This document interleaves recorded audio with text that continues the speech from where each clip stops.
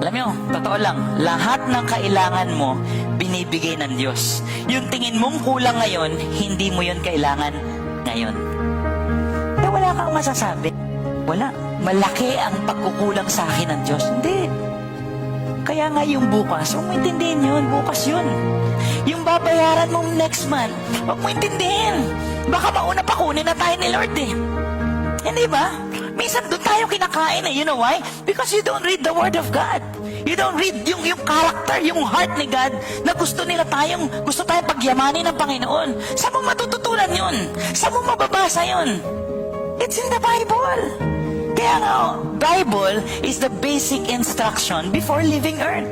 At the end of the day, kahit gaano ka kapogi, kahit gaano ka kalakas ngayon at kayaman, kukunin ka ni Lord.